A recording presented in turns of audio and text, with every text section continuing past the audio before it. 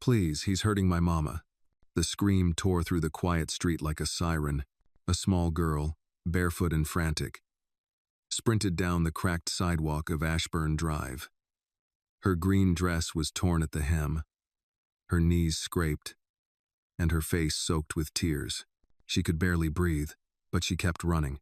Across the street, outside a gas station, 3 men stood by their motorcycles. Leather vests, worn boots, hands marked by grease, and years they looked like trouble to most.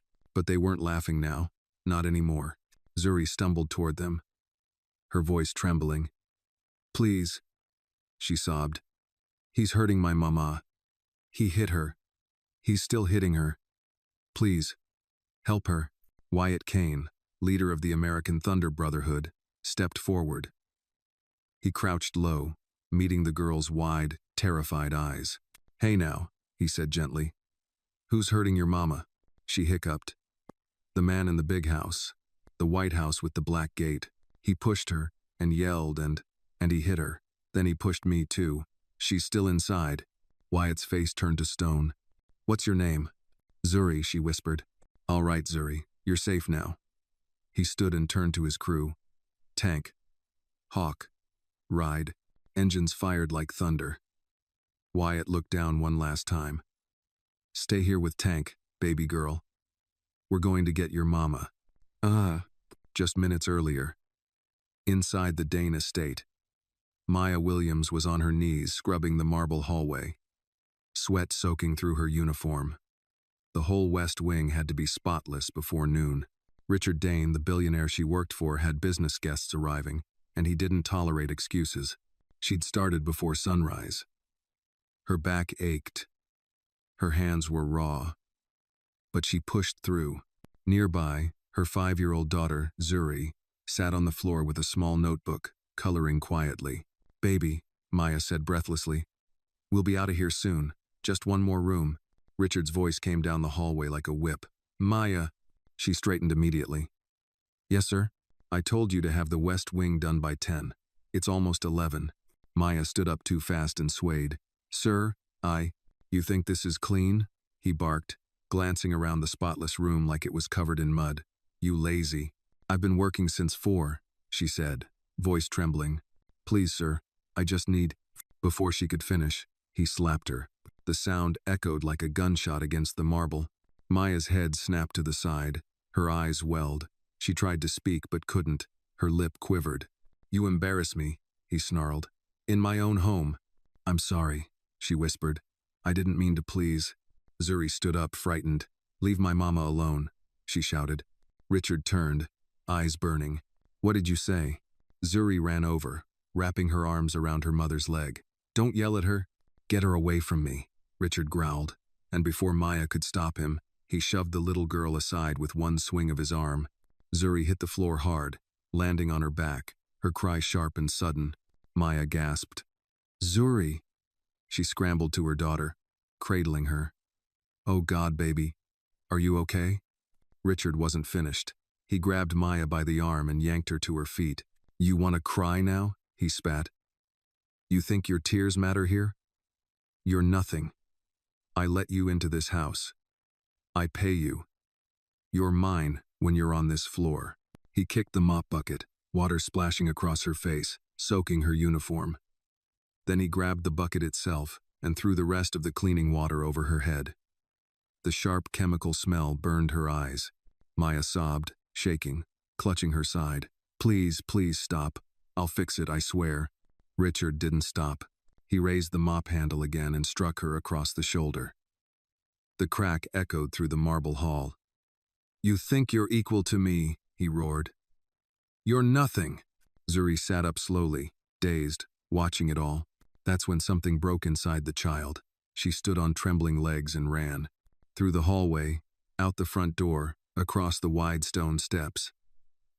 Her tears blurred the driveway, but she kept going. The front gate was open just enough. She squeezed through, barefoot, heart pounding, lungs burning. She didn't know where she was going, only that she had to find someone who would help.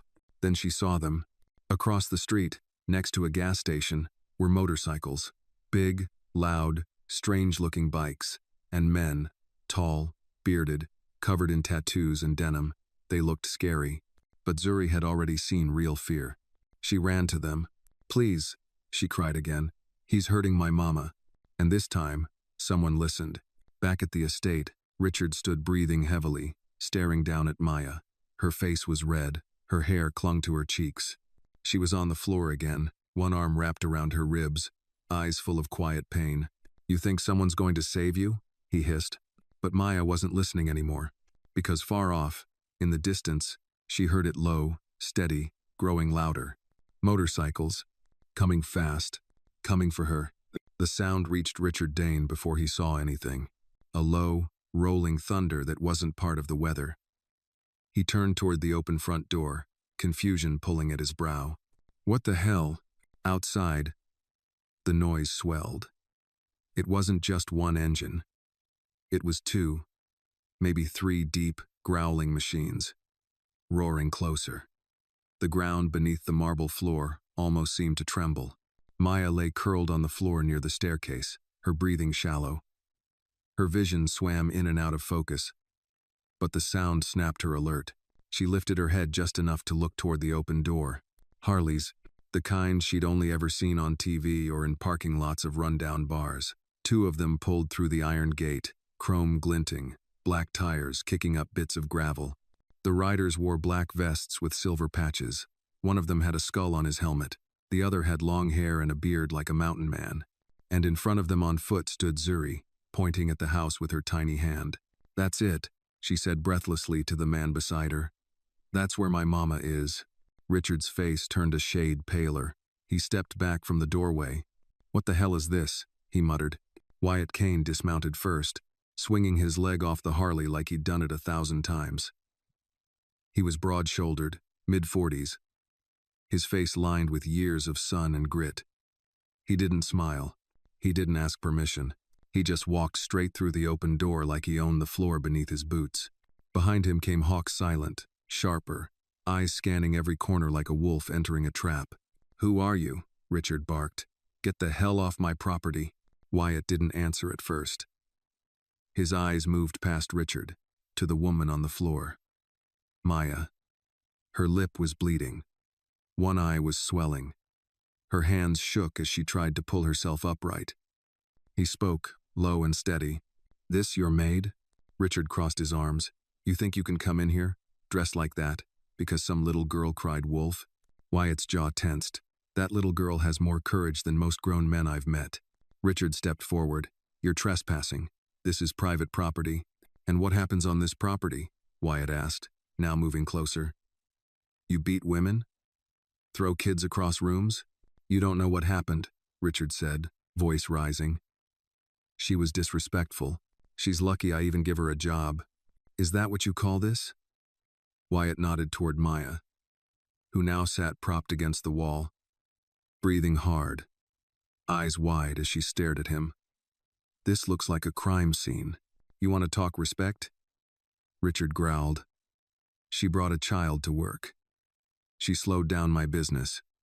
She didn't follow rules. People like her don't."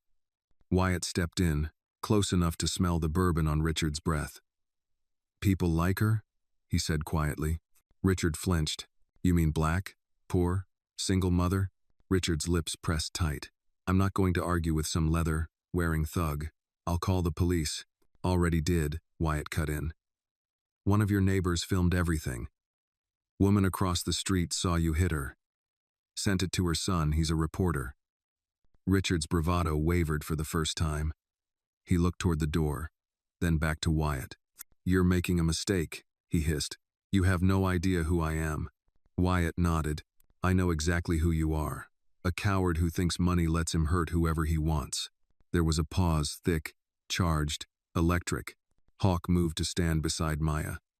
He crouched, carefully, offering her his hand. "You okay, ma'am?" he asked. Maya blinked at him, then nodded slowly. She accepted his hand, gripping it with a trembling one of her own. Richard stepped forward, fury boiling. "You touch her again and I swear." Wyatt's fist moved faster than sound. The punch landed square on Richard's jaw, sending him stumbling back into the wall. A picture frame crashed to the floor behind him. Touch her again, and I won't stop at one, Wyatt said coldly. From outside, Zuri's small voice rang out. Mama! Wyatt looked back toward the door and called. She's okay, Zuri. She's safe now. Maya stood on shaky legs, leaning slightly on Hawk. Zuri ran into the foyer, straight into her mother's arms. Maya fell to her knees, clutching her daughter like a lifeline.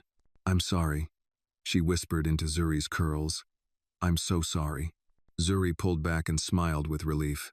I found the bikers, Mama. I found the right ones. Maya couldn't speak. She just held her close. The sound of sirens wailed in the distance. Richard groaned from the floor, holding his jaw, glaring up at Wyatt. You're gonna pay for this, he hissed. No, Wyatt said calmly, standing tall. You are.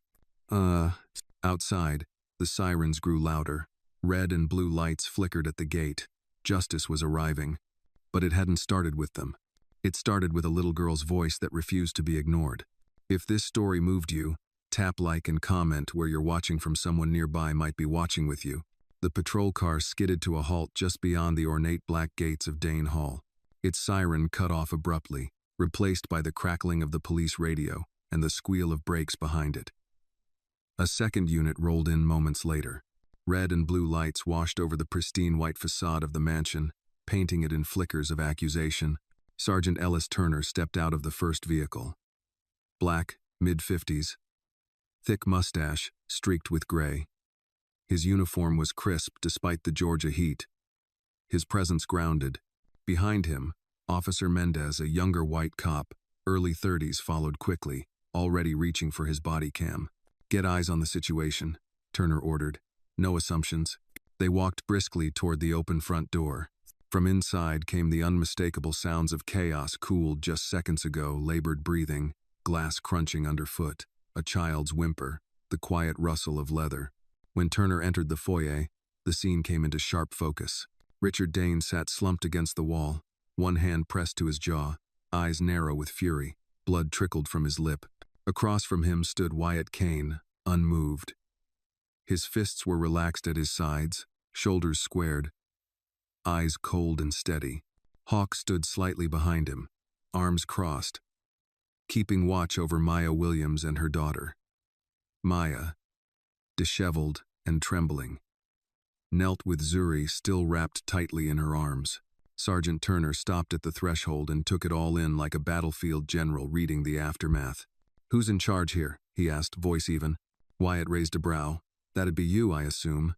I mean, who's going to start talking? Turner said without missing a beat. Maya began to stand, but her legs failed. Hawk helped her gently to her feet. She's the victim, Wyatt said. He's the aggressor. Turner's eyes shifted to Richard. Mr. Dane? That true? Richard pushed himself upright, straightening his shirt, even as his face contorted in pain. This is my house. He spat. These men broke in, assaulted me. This woman brought her child into my home and disrespected me in front of guests. I defended myself. Mendez raised an eyebrow but said nothing. Turner looked to Maya. Ma'am? Her voice cracked. He hit me. Twice. Called me names. Shoved my daughter. Turner turned his full attention on her now, his expression softening. Did he hurt your child? Yes, Maya whispered. He threw her. Zuri buried her face in her mother's side. Turner nodded once, then turned to Mendez. Check the child. Get her story recorded. Now, Wyatt interjected. There's a witness. Neighbor filmed it. Sent it to her son, a journalist. You got a copy of that video? Turner asked. Wyatt held up his phone and handed it over. Turner played the clip silently, Richard shouting, Maya crying, the slap, the shove. It was grainy but clear enough. Turner exhaled slowly. Well, that just made things a hell of a lot easier. He walked over to Richard Dane. You have the right to remain silent, he began. What? Richard's face twisted in disbelief. You're arresting me? Anything you say can and will be used against you in a court of law. I am Richard Dane. I serve on the board of... You can serve wherever you want, Turner said calmly. But today, you're going to be processed like anyone else accused of assaulting a woman and a child. Mendez moved in, cuffing Richard's wrists behind his back. Richard shouted, cursed, threatened. None of it changed the sound of the handcuffs clicking into place. Outside, neighbors had gathered near the gates. Some watched with arms folded, others whispered. One older woman, Mrs. Jenkins from across the street, folded her arms tightly and nodded slowly, her eyes locked with Maya's. "I saw everything, baby," she said softly, "and I'm proud of you." Maya's lip trembled. She nodded once, barely holding herself together. Turner approached her gently. "Do you want an ambulance?" "No," she whispered. "Just somewhere safe for my daughter." "We'll get you both checked out at the station," Turner assured. "After that, we'll connect you with the local victim support team. We've got folks who help with housing, legal, all of it." Maya blinked. She wasn't used to hearing promises, and definitely not ones that sounded like they might be kept. She looked at Wyatt. He gave a simple nod. "You did good. I didn't do anything," she said quietly. "Yes, you did," he replied. "You survived." Zuri tugged at her sleeve. "Mama, are we okay now?" Maya crouched down, kissed her daughter's forehead, and whispered, "Yes, baby, we're okay now." Outside, as Richard was guided into the back of the police car, his eyes locked with Wyatt's one last time. They were full of hate, confusion, and disbelief. Wyatt simply crossed his arms and stared. He didn't speak. Didn't need to.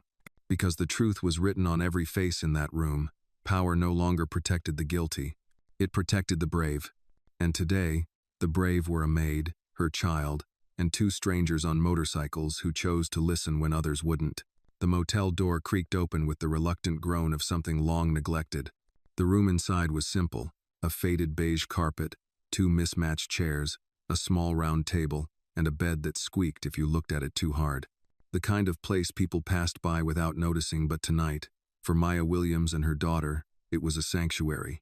Wyatt Kane held the door as Maya stepped in slowly, one arm wrapped protectively around Zuri. Her lip was still swollen, her left eye slightly purpled, and her movements stiff from the bruises on her ribs. Zuri clung to her mother's side like a shadow. "Room's clean," Wyatt said, setting a small paper bag on the table. "Lady at the front desk said it's quiet here. Folks don't ask questions." Maya nodded without speaking. Her eyes roamed the room as if expecting something to go wrong, as if kindness had strings she hadn't yet seen. Zuri looked up at Wyatt. "Is this our house now?" Wyatt knelt to her eye level. "It's your safe place for tonight. Tomorrow, we'll figure out something better." Maya looked away, eyes welling again.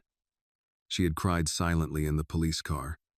Not from pain, but from a mixture of shame, fear, and exhaustion. She was still holding it in like a dam made of willpower. Wyatt stood and motioned toward the table. "I brought sandwiches, peanut butter and jelly. Hope that's okay." Zuri's face lit up. "I love PBJ. Maya smiled faintly. It was the first smile since everything had happened. "Thank you," she said. Her voice was hoarse, almost foreign to her own ears. Wyatt shrugged. "Didn't do much. You're the one who walked through hell and stayed standing." "I didn't feel like I was standing." "You were. Your little girl thought so." Maya glanced at Zuri, now eagerly unwrapping her sandwich, tiny fingers sticky with jelly. That moment, Zuri safe, eating, smiling, brought a wave of something stronger than pain. It brought relief. Wyatt pulled out one of the chairs, and Saturday, he looked oddly comfortable in the worn-down motel furniture, like a man who had seen more uncomfortable places and worse nights. He reached into his vest pocket and pulled out a folded envelope.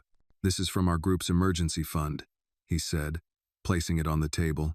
"There's 1,000 in there. It's yours. No questions, no payback." "No." Maya's eyes widened. I can't take this." "Yes, you can," he replied, "and you will." She hesitated, staring at the envelope like it might bite her. "Why are you helping me?" Wyatt leaned forward, elbows on his knees. "Because you needed help. Because too many people like you go ignored, pushed down, and blamed for surviving. Because my mama raised me better than that." She swallowed hard.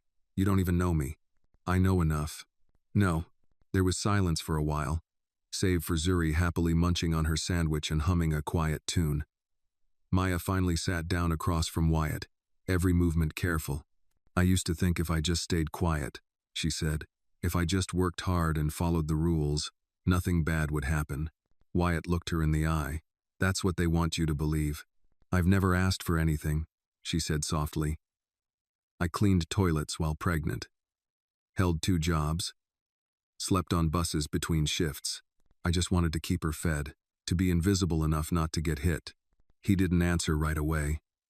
Instead, he reached into his vest and pulled out a small worn patch, the Brotherhood's insignia.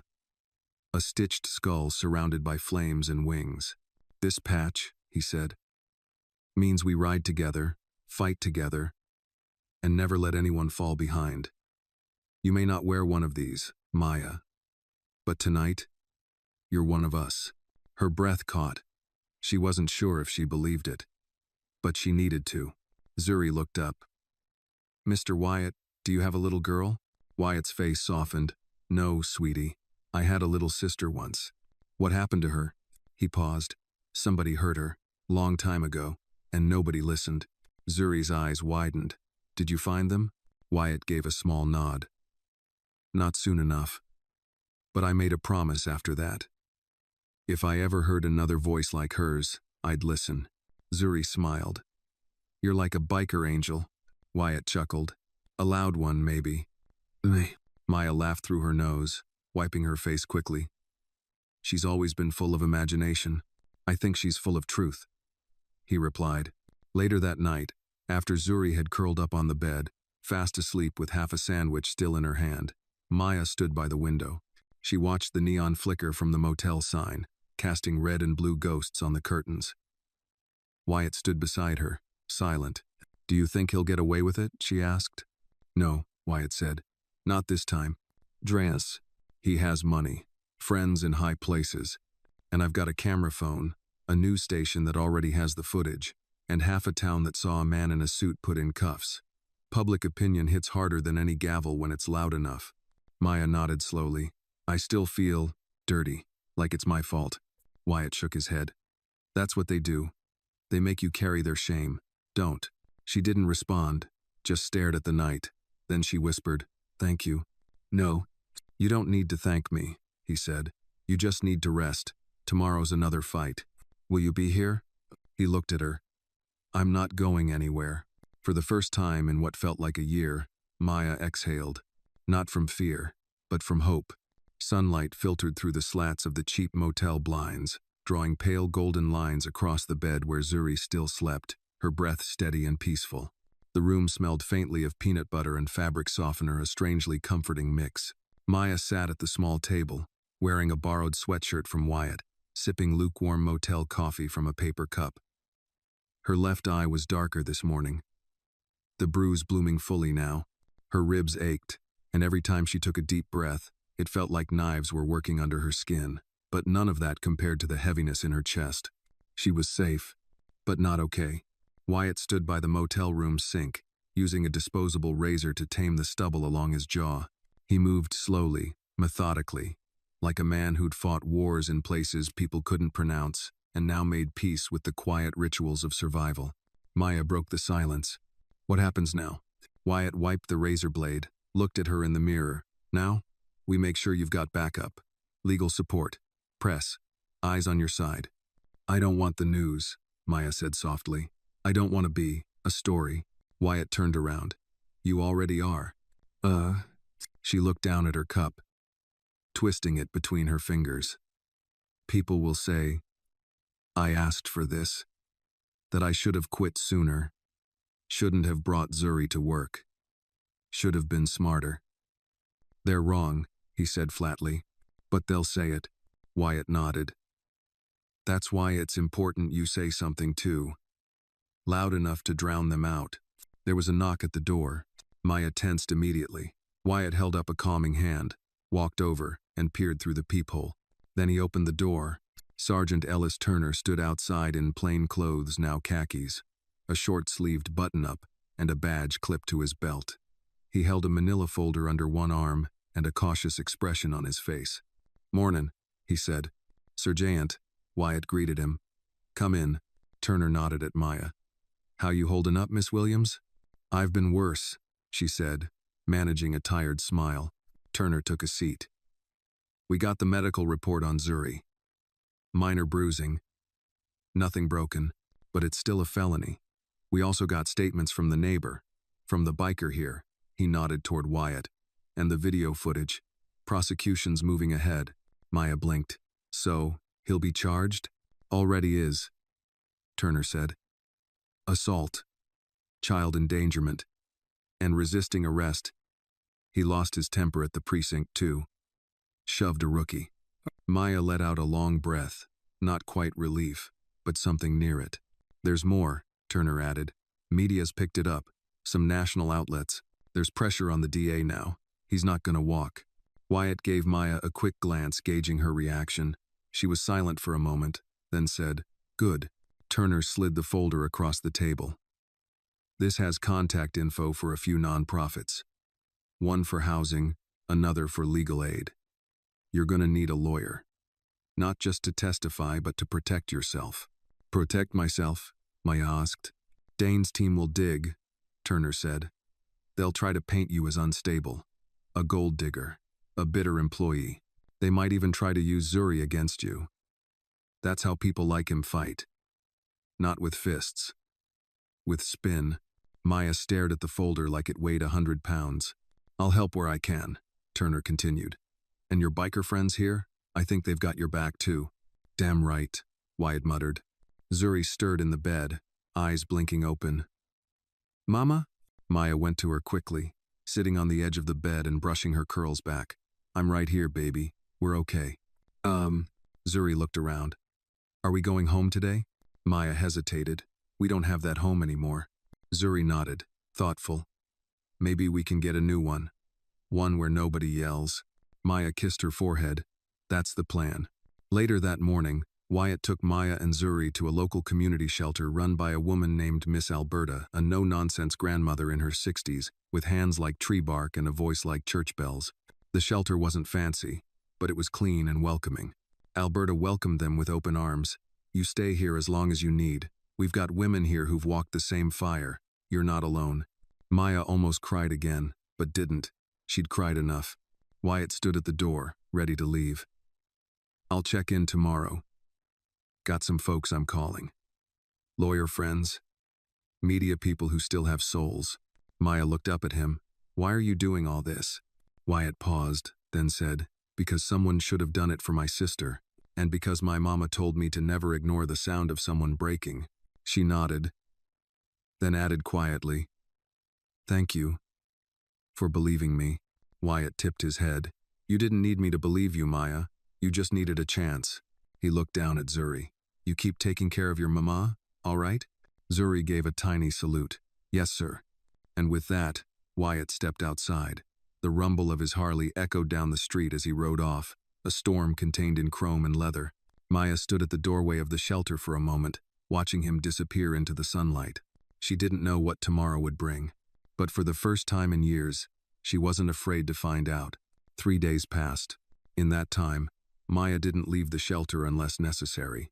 She kept Zuri close, so close that the little girl had started mimicking her mother's steps like a shadow, copying the way she stirred oatmeal, folded laundry, even how she Saturday. The bruises on Maya's face had begun to fade, but the fear hadn't.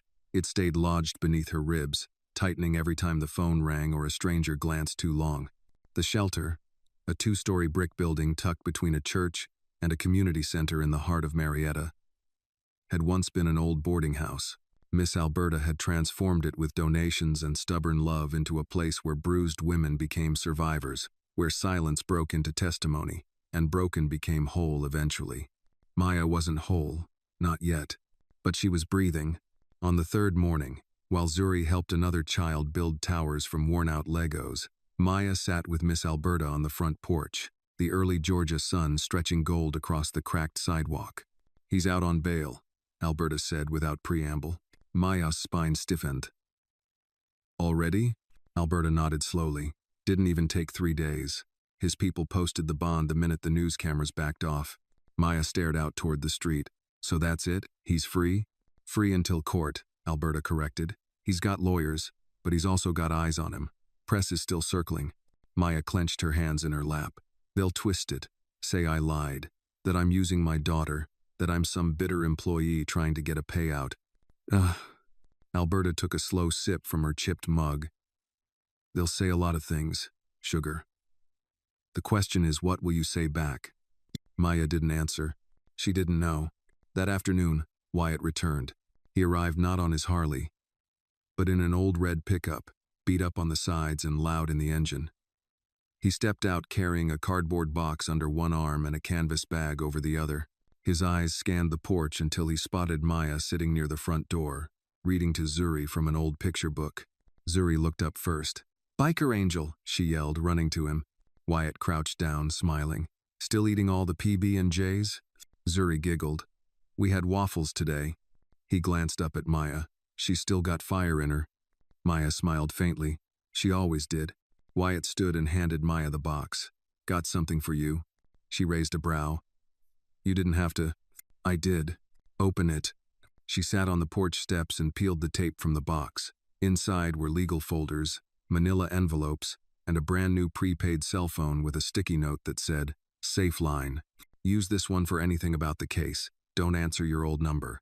Under that was a binder labeled, "Maya Williams v. Richard Dane." She stared at it for a long moment. Wyatt sat beside her, elbows on his knees. "That lawyer I mentioned? I called in a favor. Her name's Simone Greer, tough as hell. Runs pro bono cases for women like you. She'll represent you all the way." Maya blinked. "Why are you doing all this?" Wyatt looked out at the street. "Because power is a leash. And people like Dane think they hold it forever. But sometimes, someone like you comes along and yanks it off." Maya looked down at the binder again, her fingers brushing the bold letters of her own name. It didn't feel like her name. It felt like someone stronger, someone who fought back. Wyatt continued, "You're not the first woman he's done this to. You're just the first one who didn't disappear." Maya's head snapped toward him. "What?" He nodded. "Simone's digging. She's already found a settlement from 5 years ago. Sealed. Another housekeeper. Paid off to stay quiet." Maya's stomach twisted. She didn't have a Zuri. No, but now she has you. That evening, Maya sat alone in the small room she shared with Zuri at the shelter. The lamp beside the bed flickered faintly. Zuri had finally fallen asleep, her little chest rising and falling with the rhythm of children who trust they are safe. On the edge of the bed sat the binder. Maya opened it. Inside were photos of bruises hers, taken by the nurse at the police station. Statements. Legal language she barely understood. But then, tucked in the first sleeve, was a handwritten letter. It was from Simone Greer. "Maya, what he did to you was not your fault. What he said to you was not the truth. What you choose to do next, that's power. And I'm going to walk with you every step of the way. You're not alone anymore. Simone." Maya let the binder fall closed. She stood, walked to the mirror above the dresser, and looked at her reflection. The bruise beneath her eye had turned yellow now. The swelling had faded, but her eyes, they were different. They no longer just looked tired. They looked ready. The courtroom wasn't anything like Maya expected. No towering judge's bench or grand chandeliers.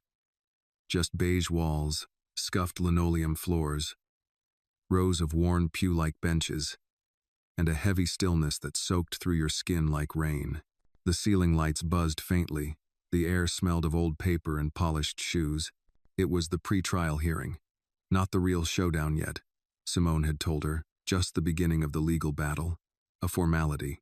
But Maya felt anything but formal. Her palms were slick, her throat dry, her knees wouldn't stop shaking. She wore a navy blue blouse. Simone had brought her something professional, soft, but strong. Her hair was tied back tightly, and she sat with her hands folded in her lap, like they were stitched there. Zuri wasn't in the room. She was with Miss Alberta and the other shelter kids for the day. Maya had kissed her twice before leaving and whispered, "Mama's going to do something brave today." Zuri, in her usual quiet wisdom, had replied, "You always do." Simone Greer sat beside Maya at the plaintiff's table. Late 40s. Sharp features. Afro pulled into a bun. Blazer tailored like armor. She didn't smile. Didn't fidget. She radiated calm. "You're okay," Simone said. her voice low. He's going to walk in, but you don't look at him. You don't flinch. You sit up, and you own your truth. That's your job today. Maya nodded, though her fingers curled tight in her lap. The bailiff called the room to order, and then he entered. Richard Dane. He wore a charcoal suit, hair combed, clean-shaven, and composed. If you didn't know better, you'd think he was a man there to donate to the court, not stand trial. His eyes scanned the room quickly, and then landed on Maya. He smiled, a slow, cruel smirk. Maya's chest clenched, but she didn't look away. She didn't smile. She stared straight through him. Simone caught the moment and leaned in. Good. Richard took his seat at the defense table, flanked by two attorneys. One older man with silver hair and a face like stone. The other, a younger woman, typing furiously on a laptop. Together, they looked like money, silence, and intimidation all rolled into one. The judge entered. A white woman in her 60s, robes clean, eyes sharper than her tone. "Miss Williams," she said, glancing at the file in front of her, "you're requesting a temporary protective order?" "Yes, Your Honor," Simone responded. Based on the sustained pattern of abuse and the recent charges filed, Richard's lawyer stood. Objection.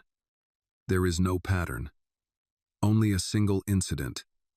Exaggerated and manipulated by outside influence. Simone didn't rise. "We have video footage, witness testimony, and a medical report." The judge held up a hand. "Let's stay on course." She turned to Maya. "Miss Williams, do you feel unsafe?" Maya stood slowly. Her knees threatened to give, but her voice somehow was steady. "Yes," she said, "I do." The judge nodded once. Temporary order granted. Defendant is to have no contact with Miss Williams or her daughter until further review. Richard's lawyer barely blinked, but Richard, his jaw ticked. And still, Maya did not flinch. After the hearing, outside the courthouse, Simone led Maya through a side exit to avoid cameras. But they weren't fast enough. A voice called out as they reached the sidewalk. "Maya." She turned, instinctively shielding her face. It wasn't press. It was a woman. Late 30s, Latina, long black hair, eyes rimmed red. "I'm sorry," she said quickly. "I know this is weird. I'm not trying to cause trouble." Simone stepped between them. "Can we help you?" "I saw the story," the woman said, eyes locking with Maya. "I worked for him too, 5 years ago. He hurt me, but I signed papers, took money. I was scared. I didn't have anyone." Maya felt her breath catch. "I just wanted to tell you you're not crazy. You're not lying. He did those things, and I hope you burn him to the damn ground." Simone's voice softened. "What's your name?" "Lucia," the woman replied. "Lucia Chavez." Simone nodded. "Would you be willing to give a statement? Confidential for now." Lucia looked down at her hands. Then she nodded. Maya reached out and touched her arm. "Thank you." Lucia gave a small smile. "No, thank you for speaking first." That evening, back at the shelter, Maya sat on her bed and told Zuri everything. She kept the scary parts small, the brave parts big. Zuri listened, wide-eyed. "He smiled at you?" "Yes." "Did you smile back?" "No." "Good," Zuri said firmly, arms crossed. Maya laughed. "You're tougher than I'll ever be." Zuri shook her head. "You're tough and pretty." Maya blinked back tears and pulled her daughter close. The next court date was set. The next battle loomed. But tonight, they had each other, the truth, and a woman named Lucia who'd walked through the same fire. The leash was fraying, and Maya was no longer at the end of it. She was pulling it off link by link. The next morning began with a knock on the shelter's front office door. Miss Alberta opened it to find a tall white man in a navy sports coat holding a bouquet of sunflowers and a camera crew lingering awkwardly behind him. His smile was practiced, the kind that had won awards and maybe even a few elections. He extended a business card before Alberta had even spoken. "Good morning. Jackson Reed, Channel 9 News. I'm hoping to speak with Miss Maya Williams." Alberta didn't blink. "She ain't got nothing to say to you. Not today." Reed held up the flowers like a peace offering. "We're not here to harass. Just a profile piece. The public wants to know the woman who stood up to Richard Dane. She stood up for her daughter, Not for your ratings, Alberta snapped, closing the door halfway. Now take your props and point that camera at someone who needs the attention. Before he could argue, the door shut in his face. Inside, Maya watched from the hallway, Zuri's small hand clutched in hers. She'd heard the exchange, heard Miss Alberta's steady voice deflect the press, but it didn't calm her. If anything, it reminded her. The story was no longer private. It had become something else. Something public. A symbol, and symbols get judged louder than people do. Wyatt arrived that afternoon. This time, he brought Simone Greer and Lucia Chavez with him. They met in the shelter's community room, an old converted dining hall, with sagging couches, folding chairs, and mismatched lamps. Maya sat across from Lucia, both women quiet for a moment. "You don't owe me anything," Maya said softly. Lucia smiled faintly. "I know, but I'm tired of being quiet." She slid a USB drive across the table. "This has copies of emails, photos of bruises, stuff I saved, stuff I told myself I'd delete. I want you to use it." Maya looked at the small plastic object like it held a bomb, and maybe it did. "Are you sure?" "I'm sure," Lucia said. "It won't fix the past, but maybe it'll shut him down for good." Simone took the drive and tucked it into her folder without a word. But her eyes held something new. Conviction. The next day, the first full article dropped. "Maid or Martyr? The Maya Williams story," read the headline in the Atlanta Ledger. The photo was grainy, Maya stepping out of the courthouse, head high, eyes hard. Wyatt read it at a diner halfway across town and scowled at the title. Cheap shot. But the article wasn't cruel. In fact, it surprised him. It detailed the abuse allegations. It included quotes from the police report, a timeline of Richard Dane's past settlements, and even a quote from Lucia, under a pseudonym. Wyatt picked up the burner phone and called Maya. "You okay?" he asked. "I'm here," she said. "It's strange, seeing your life turned into paragraphs. They're listening now. That's good. It's also dangerous," she said. "He's going to hit back." "Let him try," Wyatt replied. "You've got an army now." She chuckled. "A biker, a lawyer, and a woman with a USB drive?" He smiled. "That's all we need." But Richard Dane wasn't idle. The following week, his lawyers filed a defamation suit against Maya, Simone, and Channel 9 News. They claimed emotional distress, career damage, and manipulated narratives. Simone threw the document down on the table with a grunt. Classic move. Scare tactic. Make her look unstable. Muddy the water. "Will it work?" Maya asked. "Only if you let it," Simone replied. The press picked up the new lawsuit immediately. Overnight, Maya's name became a magnet for opinion. Supporters called her brave. Critics called her opportunistic. Strangers debated her motives like sports stats. Zuri, blissfully unaware, made a drawing that evening, a picture of her, her mom, and Mr. Biker, riding into the sunset on a motorcycle with hearts coming out the tailpipe. Maya laughed softly when she saw it. "You think I'd survive on a motorcycle?" "You already did," Zuri said matter-of-factly. That weekend, the shelter held a quiet gathering. Not for cameras, not for quotes, but for the women. Maya stood in front of a circle of them, 12 survivors in folding chairs, some holding babies, some holding each other. Alberta stood beside her, hands folded in front of her, eyes gleaming. Maya spoke, voice low but steady. "I didn't come here to be a face on a news article. I just wanted to keep my daughter safe. But I've learned something these last few weeks. Silence is expensive. It costs your dignity, your sleep, sometimes your soul. And the people who hurt us, they count on it." She looked at Lucia, then back at the circle. "I don't want to be quiet anymore." Applause wasn't loud, but it was real. That night, Maya stepped outside onto the shelter's back porch. The crickets were louder than the traffic. The sky was clear. She sat on the steps and tilted her head back. Wyatt joined her, sitting beside her in silence. "You know," he said finally, "you've changed. I feel the same. You're not. You've been forged. Heat, pressure, all of it, but you're still standing." She glanced at him. "I'm scared." "Good," he said.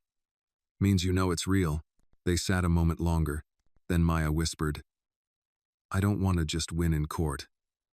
I want to make sure no one else goes through this." Wyatt smiled. "Then let's light the whole damn place up." The law office smelled of leather, old books, and stale power.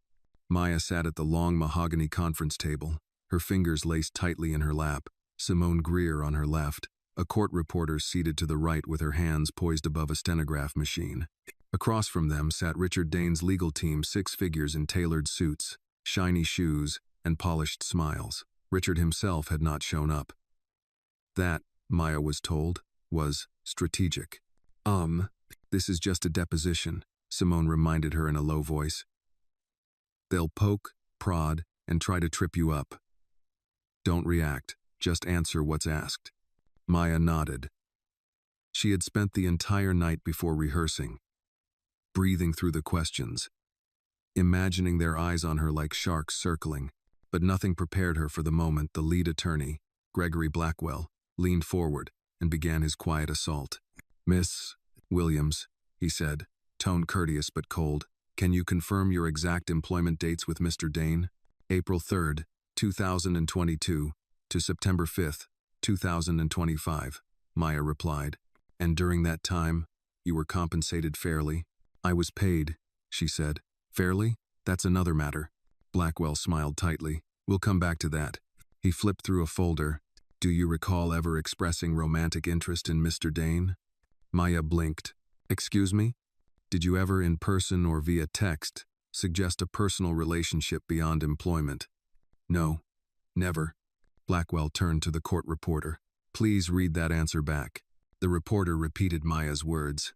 "Thank you," Blackwell said. "Miss Williams, you brought your daughter to your place of work regularly?" "I had no other option." "But it violated company policy?" "There was no company policy," Maya said, her voice rising slightly. Simone laid a calming hand on her arm. Maya breathed. Blackwell continued. "You stated Mr. Dane physically assaulted you. Was this the first time?" "No," Maya said. "There were previous incidents, but none reported to the authorities until now. I was scared." "So there is no official record prior to this alleged incident?" Maya's eyes narrowed. "I wasn't documenting my pain for your convenience." Blackwell hesitated, just for a second. "Let the record show the witness is becoming emotional." Simone's voice cut in, calm and lethal. "Let the record also show that being interrogated about your trauma by the man's lawyers tends to do that." By the time the deposition ended 2 hours later, Maya was exhausted. She stood slowly, every bone in her body aching, not from physical pain but from being emotionally dismantled and then asked to rebuild herself in real time. Simone gathered her folders. "You did well, better than most lawyers would under pressure." "They tried to make me feel dirty," Maya said softly. "That's the tactic," Simone replied. "Shame and shadow. Will it work?" Simone stopped at the door. "Only if you stop talking." Outside the office building, the Georgia heat wrapped around Maya like a wet towel. Wyatt leaned against his truck nearby, arms folded, sunglasses shielding his expression. "How bad was it?" he asked. "They made it feel like I was on trial." "You're not." "Nay, I know," she said, "but I'm still bleeding." He walked her to the truck. "Then we patch it up, and we keep moving." As they pulled away, Simone's phone buzzed. She answered, listened, then smiled. "Guess what?" she said to Maya. "Lucia isn't the only one." Maya turned. "What do you mean?" "2 more former employees, both women. One from 2019, the other from just last year. They've come forward. Quietly. But we're talking affidavits. One even kept photos." Maya's heart pounded. "They're not afraid?" "They were," Simone said. "Then they saw you." Back at the shelter that evening, Maya and Zuri sat together on their narrow bed. Zuri was drawing again, this time a picture of Maya wearing a cape. "What's this?" Maya asked, pointing. "You?" Zuri said proudly. "You're a superhero now." Maya smiled. "I don't feel like one." "You don't have to," Zuri said. "You still are." Maya pulled her daughter close and looked at the picture. The cape was bright red, bold, impossible to ignore. She hung it on the wall beside the others. Later that night, alone in the small communal kitchen, Maya poured herself a cup of tea. Alberta walked in quietly, moving slowly as her joints often demanded. "Simone says you nailed that deposition." "I didn't cry," Maya said. "Not in front of them." "Baby," Alberta said, placing a hand on her shoulder. "You can cry in front of the devil himself. What matters is you keep standing." Maya nodded. "He's going to come for me, with everything he has." "And what do you have?" Maya thought for a moment. She pictured Wyatt, Simone, Zuri, the shelter, Lucia, the women stepping out of silence. "Enough," she said quietly. "Maybe more." Alberta smiled. "Then it's a fair fight." The next blow came not in court, not from a lawyer, not even from Richard Dane himself. It came through Zuri. A child's laugh video, a playground clip. The footage was from months ago, Zuri spinning on a tire swing. Maya just off-screen calling gently, "Hold tight, baby." Her voice had warmth, protection, joy. But it wasn't just the video that spread, it was the caption. Is this the voice of an abused woman? Or a mother coaching her daughter for sympathy? Posted from a shadow account with no name, picked up by troll pages, shared by a right-wing talk show with the headline, "The Maid Who Cried Wolf." It went viral within hours. When Maya saw it, she stood frozen in the shelter's hallway. Phone in hand. Breath gone. The video looped and looped. Her voice replayed. The comments beneath cruel and relentless. "She looks fine to me. Using her daughter for fame. Why was the kid at work anyway?" Zuri, nearby with a juice box, didn't notice. But Maya turned to Simone, who had arrived just in time to see the leak explode across social media. "This is intentional," Simone said, jaw clenched. "They're building a narrative, the kind that doesn't have to be true, just loud." Maya whispered, "It's my daughter. They're weaponizing my baby." "They're scared," Wyatt added from across the room. "That's why they're playing dirty." Simone nodded. "They can't erase what he did, so now they make you the villain." The following day, Simone went on record. She stood on the courthouse steps, Maya beside her, a wall of microphones in front of them. "This is a coordinated smear campaign," Simone said, her voice sharp, commanding. "The release of a private family video, the sudden appearance of anonymous accounts, all of it is designed to silence Maya Williams, and we refuse." Reporters leaned in. Flashbulbs popped. The crowd murmured. Maya stepped up to the mic. She hadn't planned to speak. But something inside her cracked. The same part of her that had once begged for mercy now lit with fury. "That video was from a day I was happy. A day I wasn't hiding bruises. It doesn't erase the nights I couldn't breathe from the pain." Her voice didn't tremble. "They're using my daughter to shame me, to discredit me. But I won't let that happen. I will protect her with every ounce of my being. And if the price is public scorn, so be it. But I will not be quiet." The press went silent. Then one hand clapped, then another, then a wave. Inside the courtroom that week, the legal tides shifted. Simone submitted the smear campaign as evidence of intimidation and retaliation. The judge ordered Dane's team to cease all off-the-record character campaigns or risk contempt. That same day, the two additional women, Erica and Tanya, filed official affidavits of abuse against Dane. Though sealed, word spread quickly in legal circles. Pressure mounted. Dane's empire started to crack. Stockholders whispered. His charity board paused funding. The real estate community that once worshipped him began to look away. Behind the curtain, the man once untouchable had become volatile. At home, alone, Richard Dane reportedly fired 3 staff members and smashed a security camera. His PR manager resigned. His personal assistant leaked that Dane had thrown a glass during a strategy meeting and shouted, "That girl is ruining everything." But that girl wasn't alone anymore. At the shelter, Zuri was safe. She drew another picture, this one of her, Maya, and Simone standing on a stage. "There are stars," she explained, "because you're all bright." Maya held the picture close. She wasn't just surviving anymore. She was being seen. That night, Wyatt knocked on the back door of the shelter with a grim face. Maya met him alone in the kitchen. "What's wrong?" she asked. He handed her a printed email, unofficial, but real.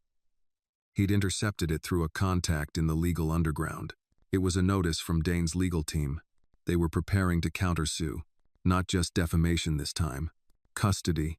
They're filing for emergency custody of Zuri. Wyatt said quietly. Maya staggered back a step. What? They're arguing that with all the public chaos, media attention, and your emotional instability, Zuri's not in a healthy environment. Maya's throat closed.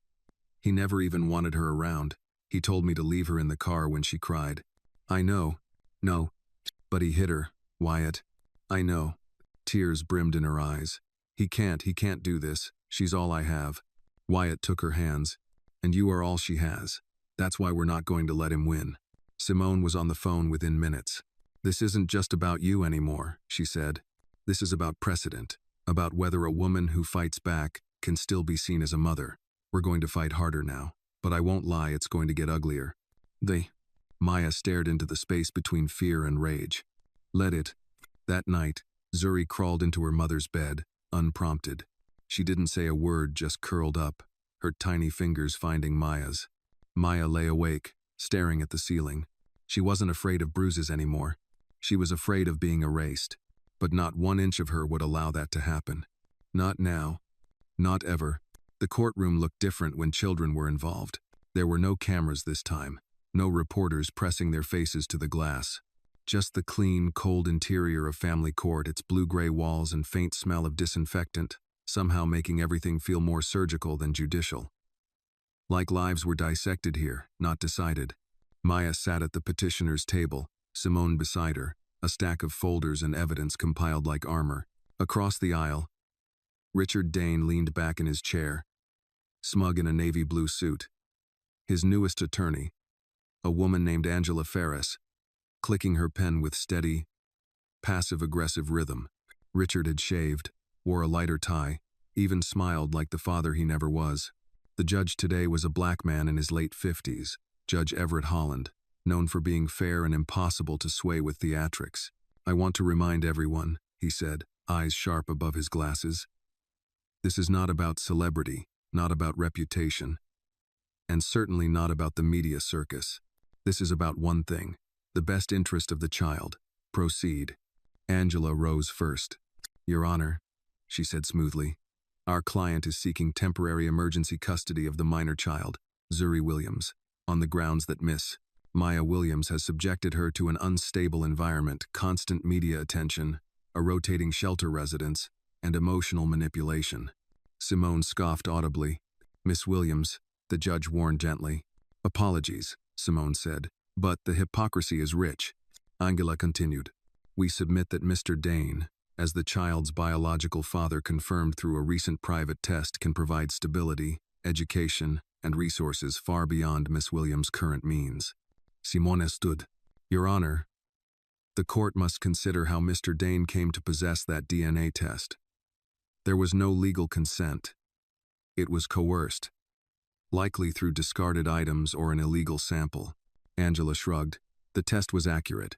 Simone slammed a folder down. So is this hospital report detailing bruises on the child's arms caused by that man. We are not arguing over finances. We are talking about safety. The judge raised both hands. Enough. We will examine the evidence. But I want to hear from the mother. Miss Williams, please rise. Maya stood slowly, hands trembling slightly. Do you believe your daughter is in danger with Mr. Dane? The judge asked. Maya didn't hesitate. Yes, I do. Explain. She looked across the room. Richard stared back with a smirk that curled her stomach. He hit her, Maya said, voice steady. The night I ran. He knocked her down. She ran to get help while I was still bleeding on the kitchen floor. May, do you have witnesses? I have her. And you believe that being in a shelter is safer than with her father? Maya nodded. Yes, because in that shelter, nobody pretends to care. They just do. The judge was silent for a moment. Then, Miss Ferris, your client may take the stand. Richard stood. His voice was smooth, practiced. I never touched that child in anger. I never laid a hand on her. This is all a performance. Do you see yourself as a fit father? Judge Holland asked. I see myself as someone who made mistakes. But I've paid for them. And I can give her a future. Maya can't. You're not buying a future, Simone snapped. You're trying to erase the past. The judge frowned. Miss Greer, but Richard interrupted, eyes locked on Maya now. She was always unbalanced. 1 minute crying, the next yelling. I tried to help her. I paid her well. I even let her live in my house. And this is how she thanks me? Maya blinked hard. The gaslighting was like acid. Simone rose again. Your Honor, may I redirect? Briefly. Mr. Dane, Simone said, walking slowly toward him. Did you strike Miss Williams? No. Did you shove her child? I defended myself. Did you threaten to fire her when she requested medical leave? I don't recall. Simone turned to the judge. Let the record show Mr. Dane's memory is poor except when it benefits him. The judge scribbled something down, then closed his folder. This matter will be considered. For now, custody remains with Miss Williams until a full hearing is scheduled. Maya exhaled long and shaky. Back in the hallway, outside the courtroom, Maya leaned against the wall. Wyatt stood nearby, arms crossed, watching every passerby like a silent bodyguard. Simone joined them. That went about as well as it could, she said. He lied, Maya whispered. On the stand. Of course he did, Simone replied. Liars always think the loudest version of the truth is the real one. Wyatt approached, pulling a small scrap of paper from his pocket. This came in through our anonymous hotline, he said. From someone inside Dane's camp. Maya read the message. They're going after Zuri because they know they've already lost the case. If they take the kid, they don't need to win. Just silence her. Maya's heart stopped. Simone's lips tightened. We need a gag order. Now. That night, Maya couldn't sleep. She sat on her bed, watching Zuri dream, the girl's brow furrowed even in rest. The child had become a symbol in a war she didn't ask for. A target. A tool. Maya felt guilt coil in her stomach like wire. But then she thought of the day Zuri ran for help, of her daughter's tiny body standing between Maya and a man twice her size, of the words Zuri had shouted, "Please don't hurt my mama." That wasn't just bravery. It was bloodline. Maya rose, walked to her small desk, and began to write a letter. To the judge, to the public, to the world. You want to know what kind of mother I am? I'm the kind who takes the hit, but I'll be damned if my daughter ever has to again. The morning sun crept over the shelter's roofline, bleeding light through the blinds in strips. Maya sat at the corner table of the shared kitchen, the steam from her coffee curling like smoke over an invisible battlefield. She hadn't slept, not truly. Every time her eyes closed, the courtroom returned the cold way Richard lied, the judge's probing questions, the sound of Simone's voice standing between her and oblivion. Across the table, Wyatt flipped through a printed report. He tapped the final page. Your letter made the rounds, he said, voice low. Someone at the courthouse leaked it to a legal blog. It's already viral. Maya's stomach dropped. Viral? In a good way, for once. He slid his phone toward her. On screen, a headline, A Mother's War. Maya Williams fights for her daughter's future. It wasn't just the letter that caught fire, it was the tone. Firm, raw, human. The media, once divided, now leaned hard in her favor. Even late-night hosts mentioned her case. Public support surged. Protest signs outside Dane Enterprises read, Believe Maya, justice for Zuri, money isn't innocence. But the storm hadn't passed. It was just changing direction. Simone called later that morning with her voice tight. He's doubling down, she said. They've filed a formal request for full custody. Not temporary. Permanent. Maya closed her eyes. On what grounds? Same nonsense, stability, income, emotional distress on your part, but they're also adding new witnesses. Who? There was a pause. 2 former co-workers from the Dane estate. One of them claims she saw you slap Zuri in frustration. Maya shot to her feet. That never happened. I know, Simone said. But they don't have to prove it. They just have to seed doubt. Maya paced the narrow kitchen floor, voice rising. This is what he does. He corrupts people, pays them, threatens them, and the system lets it happen because it's more comfortable to believe a black woman is unstable than a billionaire is violent. Simone didn't interrupt. She let Maya have the moment. Let the truth spill out like a dam breaking. Then, gently, I'm calling in a favor. Judge Holland will fast-track a character hearing. We're bringing in your witnesses this time. Who? Lucia, Erica, Tanya, Alberta, even Wyatt. Everyone who's seen you mother that child. You're not just fighting lies, Maya. You're building a legacy. 2 days later, the shelter held a closed-door gathering in the community hall. Not for prayer, not for healing, but for preparation. Simone stood at the whiteboard with a timeline of Maya's case. Maya sat at a folding table beside Lucia and Alberta. Zuri, colored in the corner, watched over by Wyatt, who now never let them out of sight. Simone paced. They're not afraid of facts. They're afraid of your story. So that's what we weaponize. Truth with eyewitnesses. Lived experience. Lucia stood up, fists clenched. He threatened me with deportation. I was undocumented then. I still have the text messages. Perfect, Simone said. We'll use them. Alberta raised her hand. I've known Maya since the day she showed up with nothing but a diaper bag and a child she wouldn't let go of. I've seen women run, fall apart, disappear. But not her. She stayed. She built. And she never raised a hand to that baby, not even in exhaustion. Simone nodded, scribbling notes. Wyatt chimed in. I'm no lawyer. But if the judge wants to know what kind of home she runs, he can come see the door Zuri painted with hearts. That's not fear. That's love. Maya swallowed the lump rising in her throat. She looked at these people, these strangers turned shields, and something inside her shifted. She wasn't just defending herself anymore. She was defining herself. The day of the character hearing arrived with a quiet dread. Maya dressed simply, a gray blouse, black pants, Zuri's friendship bracelet still on her wrist. The courthouse hallway was silent when they arrived. No press this time, no buzzing phones, just the weight of what was about to be laid bare. Inside the courtroom, Judge Holland waited with his hands folded. We are not here to relitigate the abuse case, he began. This is about character, parenting. What kind of world a child is raised in, and who creates it. Simone stood first. We call Lucia Chavez.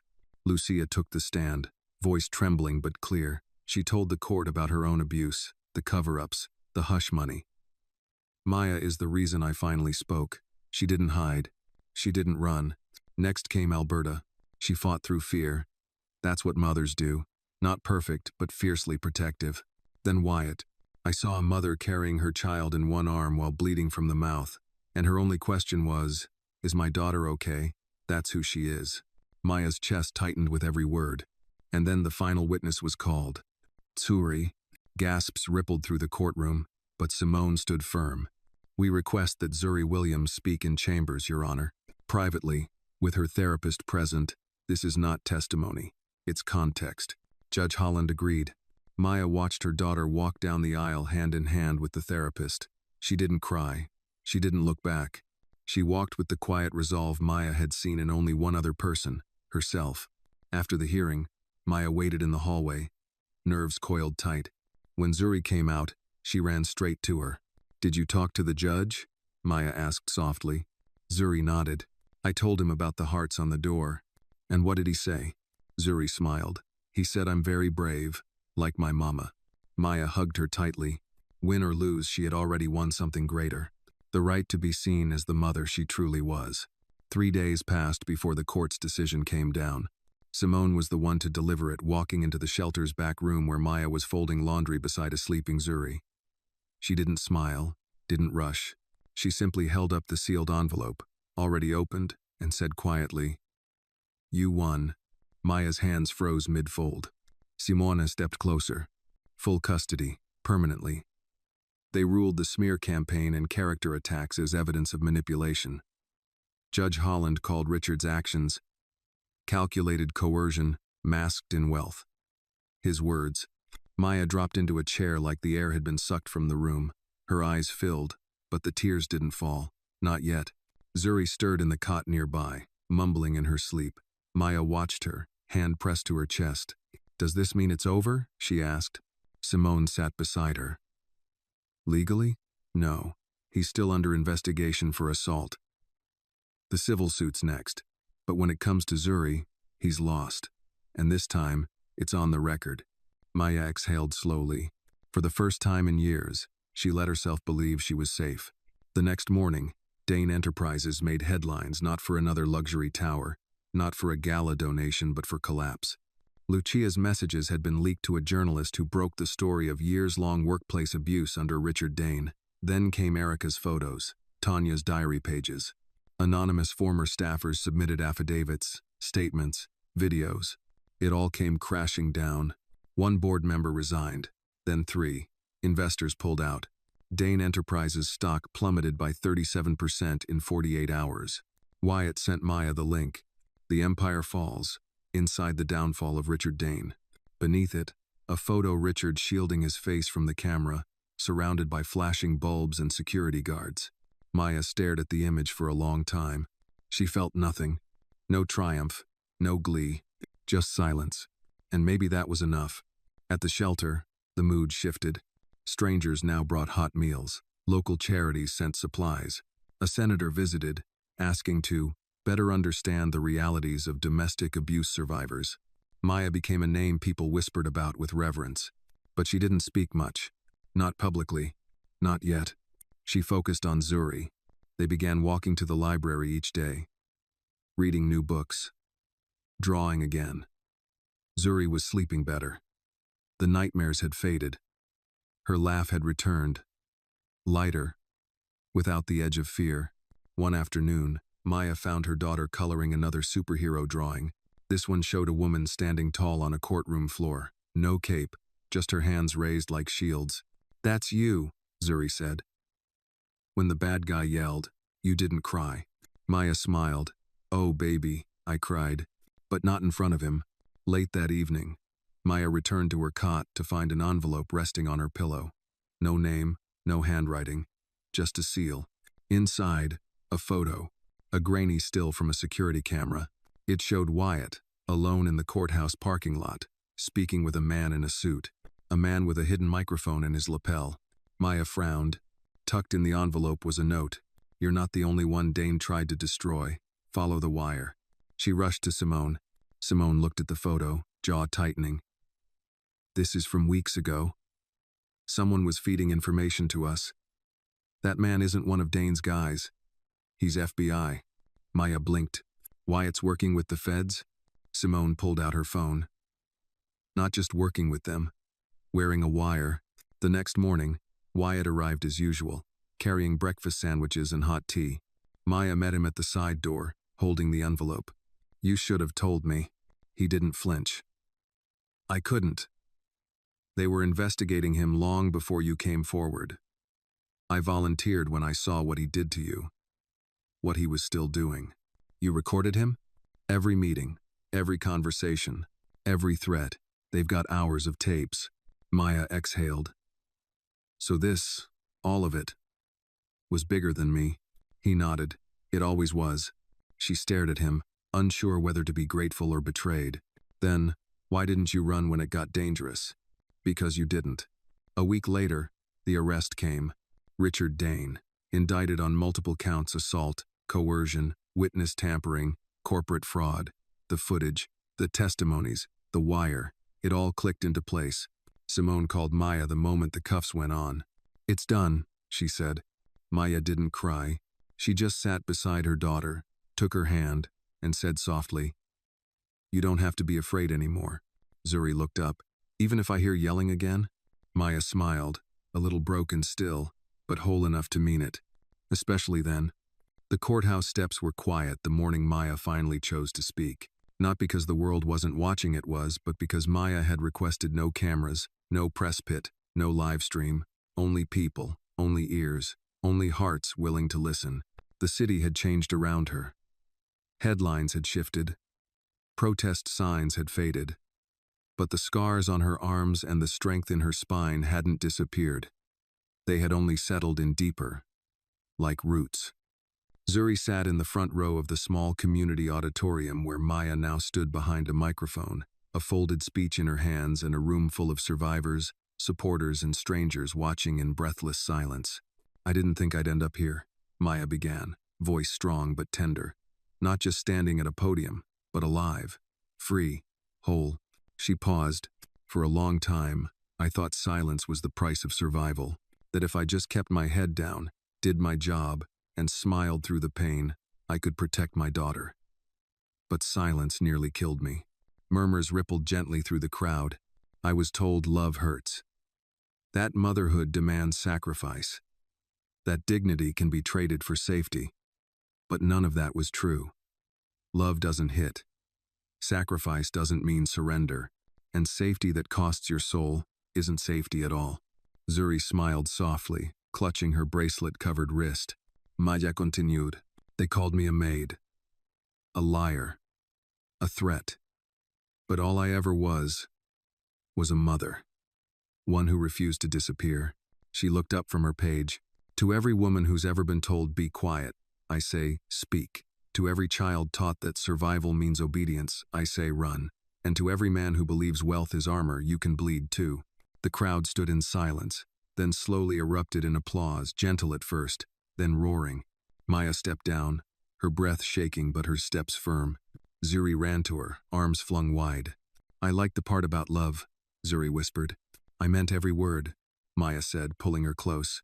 Weeks passed. Life didn't magically heal. It never does, but it stitched.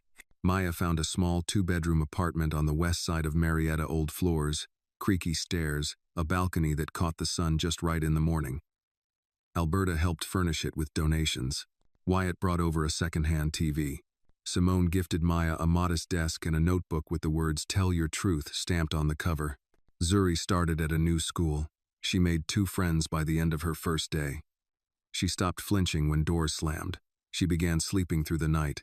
Maya got a job at a local women's center, first as a receptionist, then as an advocate in training. They need someone like you, Alberta told her. Someone who's been through the fire. And Maya smiled. I didn't just go through it. I brought others out with me. One afternoon, a letter arrived.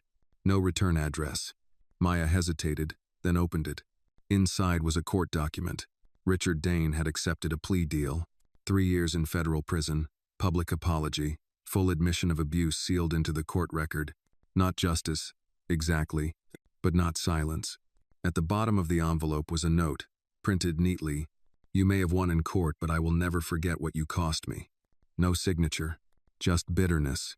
Maya held the paper over the sink and set it aflame. She watched it burn until only ash remained. Then she took Zuri to the park. That night, Maya lay in bed beside her daughter, listening to the whir of the fan and the quiet hum of peace. Zuri was fast asleep, clutching her favorite stuffed animal, a slightly lopsided teddy bear they'd named Courage. Maya whispered as if to herself, "You saved me." And for the first time, she didn't mean Simone, didn't mean Viet, didn't even mean Alberta. She meant Zuri.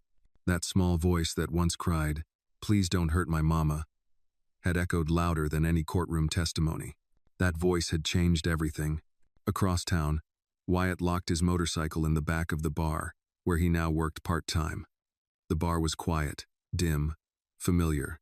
He didn't talk about what he'd done wearing the wire, testifying, betraying a powerful man. He didn't need to. He only kept one photo in his wallet now, a faded picture of Zuri sitting on his bike, grinning like she owned the world. He figured maybe she did. And Simone? She took Maya's case and folded it into a movement. The Williams Act, a proposed bill focused on increasing protections for domestic workers, single mothers, and children in at-risk households. It wasn't law yet, but it had been introduced. And sometimes, beginnings were everything. One night, as Maya closed her journal and turned off the lamp, she looked to the window where the moonlight painted silver on the curtains. She breathed in, then out. Still healing, still whole, still here. The world hadn't changed overnight, but she had, and that was enough to start again. The days after the plea deal settled like dust on Maya's shoulders, fine, weightless, but present. The world outside her apartment kept spinning. Cars honked, mail arrived. Groceries needed buying, but inside her body, time had slowed. Like her spirit needed to catch up with what her courage had accomplished. Richard Dane was gone. Not in exile or on some remote island, but in a federal prison 2 hours south, wearing a jumpsuit. No tie, no tailored suit, no handlers to spin the narrative. His empire was in shambles. The media moved on, but Maya hadn't, because healing was not a verdict. Healing was a choice daily, quiet, inconvenient, and Maya made it. one breath at a time. At the Women's Center, Maya found purpose. She began hosting support circles on Thursday nights. Survivors Speak, they called it. What began with 4 women in folding chairs became a full room within 2 weeks. There was Darlene, whose boyfriend emptied her bank account before disappearing. Janessa, who had hidden bruises for 6 years. Even a retired police officer named Trudy, who admitted, voice shaking, "I knew what my neighbor was going through, but I didn't speak up. I couldn't. Until you." Maya didn't offer easy answers. She offered space. And sometimes, space was all someone needed to find their voice.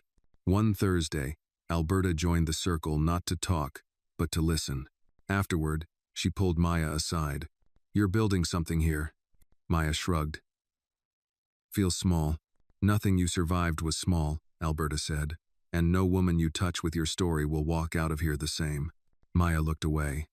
"Sometimes I still dream he's standing over me." That's not weakness," Alberta said. "That's memory, and memory is fuel. Use it."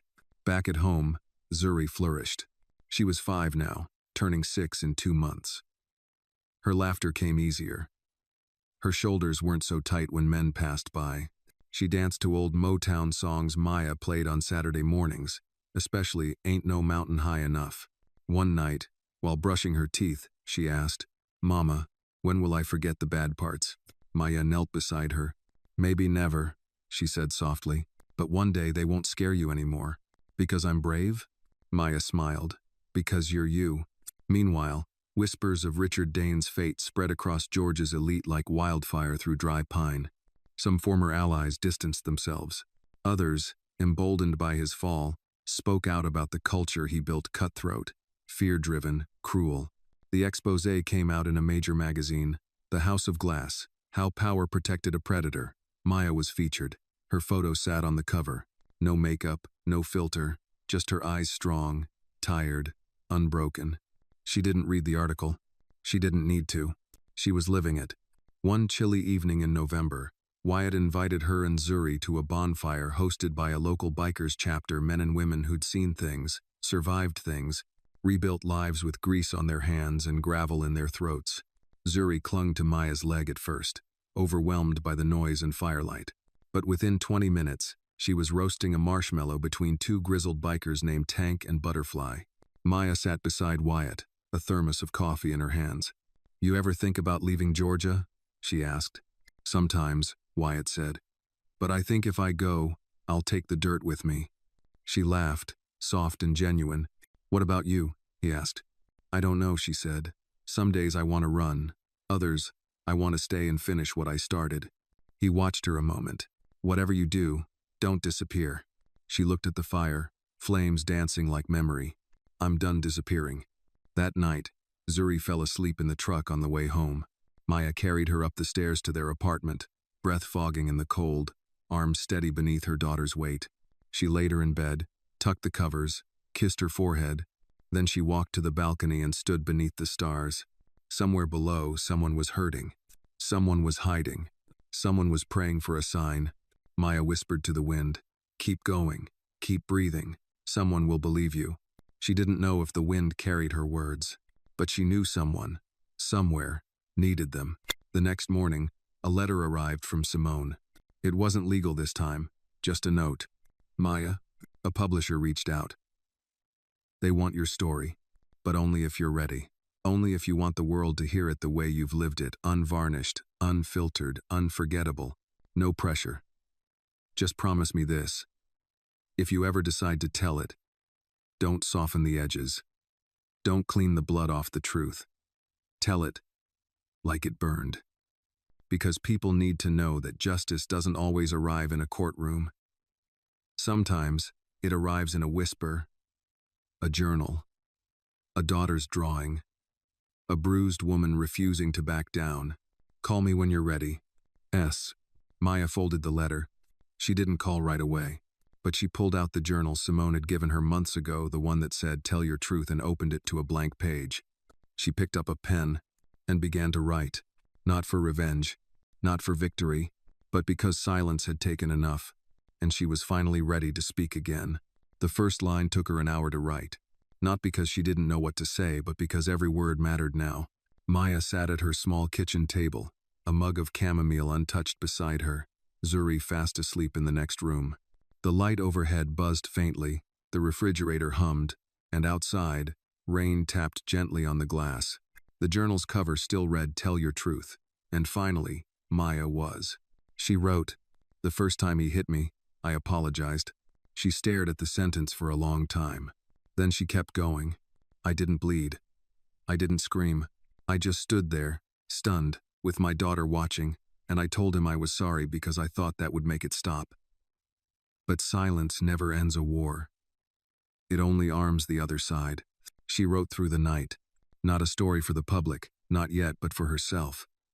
The Maya who once stood barefoot on cold tile, her face bruised, her spirit cracking.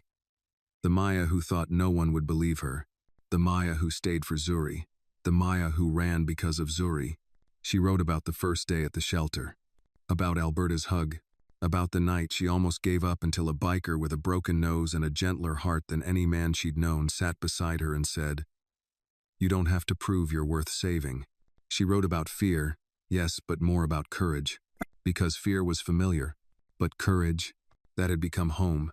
A week passed before she told Simone. "I've started writing," she said, stirring a spoon through her coffee at the community center. Simone smiled. "Your story? My truth." "There's a difference." Maya nodded. "The truth has scars. The story just has chapters." Simone tapped her mug against Maya's. "Then let's get to publishing. When you're ready." "Not yet," Maya said. "I want to finish it before I hand it over. I want to make sure I bleed on my terms this time." Simone reached into her bag, pulled out a small recorder. "Then let's record it. No edits. Just you. Raw. Like it happened." Maya hesitated, then nodded. She pressed the button. The red light blinked, and she began. Meanwhile, the world moved. Richard Dane served his sentence in a quiet facility, with no privileges, no visitors, no escape from the walls of his own making. Reports surfaced of panic attacks, outbursts, and failed attempts to control the narrative from inside. Maya didn't read them, not because she didn't care, but because that story wasn't hers anymore. It was his cage, not hers. Wyatt stopped by every other day now, sometimes to help fix a leaky pipe, sometimes just to sit in silence. One afternoon, while Zuri played with chalk on the sidewalk, Maya stepped out with 2 glasses of iced tea. "You ever wonder why people like us survive?" she asked him. Wyatt took a sip, leaned back in the folding chair. "Because we're too damn stubborn to die?" She smiled. "Maybe. Or maybe because there's someone out there who needs the map we're drawing." He looked at her. "You're turning your scars into road signs. Think anyone will follow them?" "They already are." He nodded toward Zuri, now drawing a sun with long, squiggly rays. The publishing offer came in 2 months later. A mid-sized house, respectable, owned by women, interested in memoirs that told the truth, especially the uncomfortable kind. Simone read through the contract, made a few changes, handed it back to Maya with a grin. "You're about to scare the hell out of a lot of powerful men." "I'm not trying to scare them," Maya said. "Then why do it?" "To warn the women," she said. "The next me." They titled the book, Bruised, Not Broken, The Truth of Maya Williams. The cover? A silhouette of a woman holding a child, half in shadow, half in light. No makeovers, no retouched smiles. Just truth. It hit shelves in late spring. By summer, book clubs were reading it. By fall, a college course assigned it. Zuri's school invited Maya to speak at Career Day. "I help people tell their truth," she told the class. A boy raised his hand. "Like superheroes?" Maya smiled. "Exactly like that." That night, Zuri crawled into bed beside her.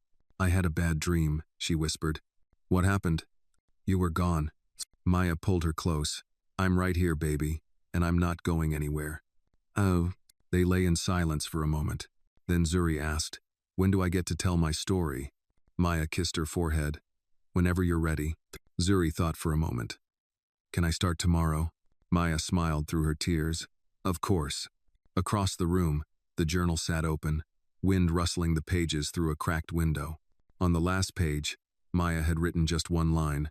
"Even when they tried to bury me, I grew roots." Autumn came slow that year. The leaves in Marietta turned with patient grace, burnt orange, deep crimson, yellow as old paper. Zuri collected the prettiest ones on the walk home from school each day, storing them in a shoebox labeled, "Important." She taped some to the window above her bed. One even made its way into the pages of Bruised, Not Broken, pressed like a fragile reminder that even what falls can still be beautiful. Maya's book had become more than a story.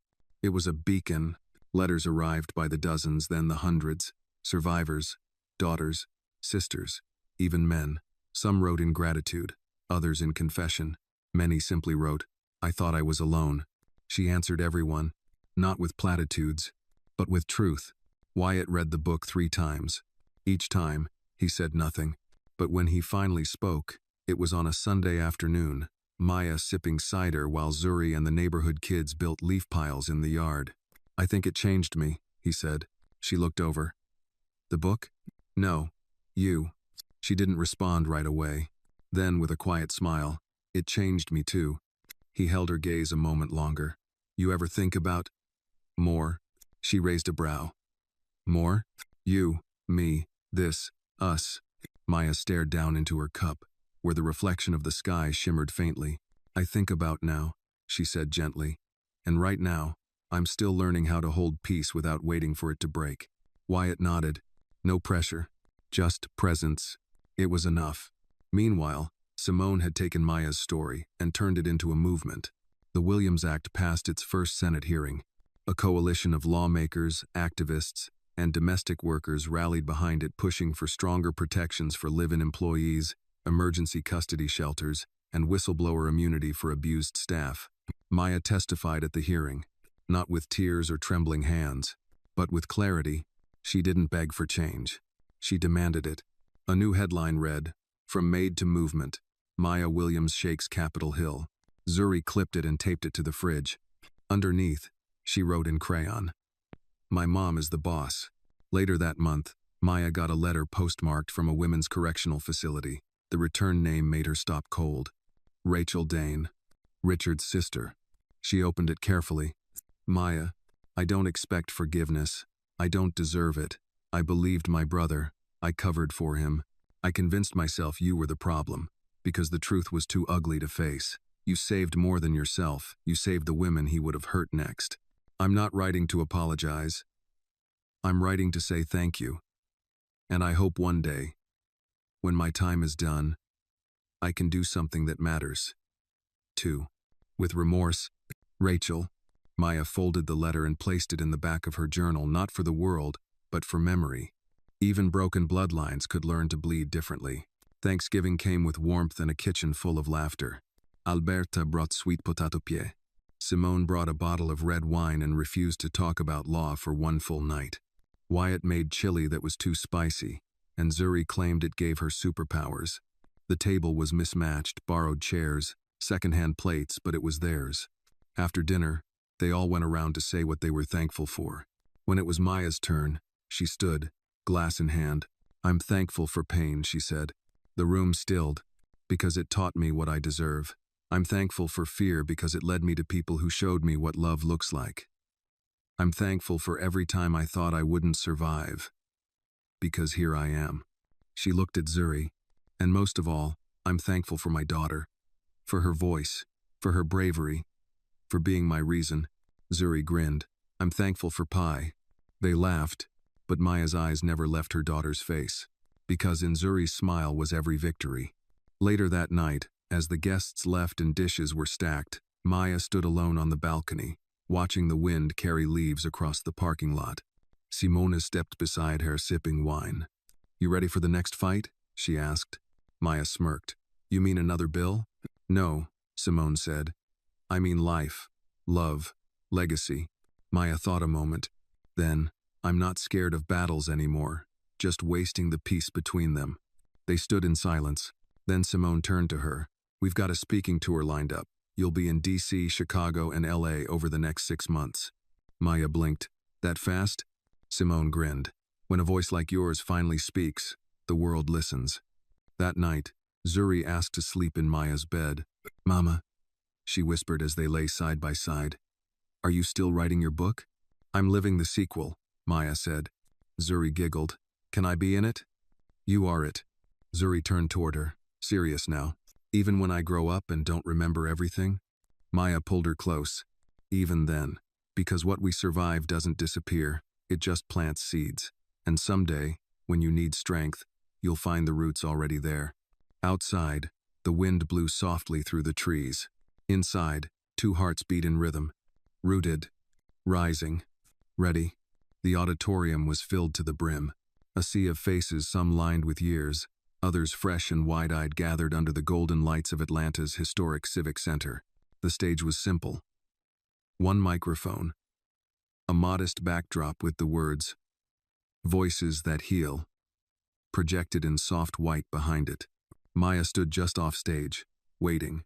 She wasn't nervous. Not anymore. Not after all she'd faced, all she'd survived. What was fear, now, compared to the silence she'd already broken?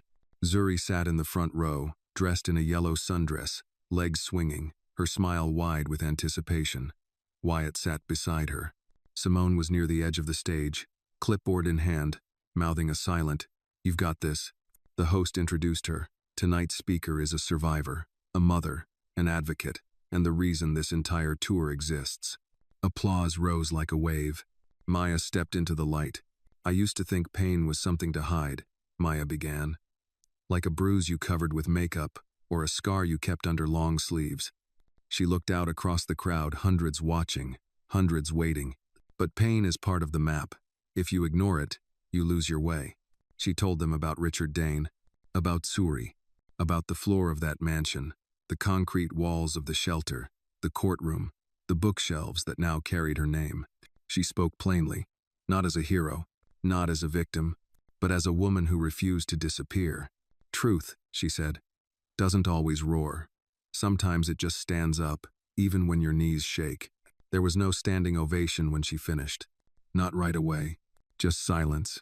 That heavy, respectful, holy kind of silence that only follows truth. Then the clapping began, slow, steady, until it surged like thunder. Zuri jumped to her feet, clapping hardest of all. Afterward, people lined up to speak with her. An older man with trembling hands. "I lost my daughter to a man like that. Thank you for telling the story she never could." A young mother clutching a baby. "I ran because of your book." Even a teenage boy in a wheelchair. "I never hit anyone. But I used to think it was okay to talk like Dane did." "You changed that." Maya listened to each, held their hands, said their names back to them, because being heard was only part of healing. Being seen was the rest. Outside, under the stars, Maya sat on the back steps of the building, barefoot and calm. Zuri curled beside her, head on her lap. "You were loud today," Zuri whispered. Maya smiled. "Was I too loud?" Zuri shook her head. "You were like thunder." They watched the night sky a moment longer. Then Maya said softly, "One day, I'll be gone." Zuri looked up. "What?" "Not soon, but someday. And when I am, I don't want people to remember me just for what I survived." Zuri frowned. "Then what?" "I want them to remember what I built from it." Zuri nodded, thinking hard. "Like the center," she said. "And the book," Maya added. "And our little home. And you," Maya whispered. "You're the legacy, baby."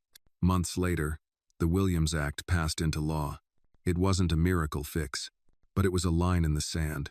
New protections for live-in workers, stronger custody laws for abuse survivors, mandatory trauma training for family court judges. And at the signing ceremony, Maya stood behind the governor, not for politics, not for credit, but because the paper held the weight of women like her, women who didn't get to live long enough to see it. She wore Zuri's bracelet on her wrist. Years passed. Zuri grew taller, more confident. She joined the school newspaper, wrote an essay titled, "My Mother Taught Me to Roar." Maya framed it. Their home changed, but not too much, just enough to make room for the new memories. A bookshelf of survivor memoirs lined the wall. Maya's journal sat on the top shelf, dog-eared, worn, but never dusty. Sometimes she still wrote in it. Never for fame, never for therapy, but because stories were seeds, and someone, somewhere, would always be hungry for hope. On Maya's 40th birthday, Zuri gave her a handmade card. Inside, it read, "You didn't just save me, Mama. You showed me how to save myself. That's better than any fairy tale.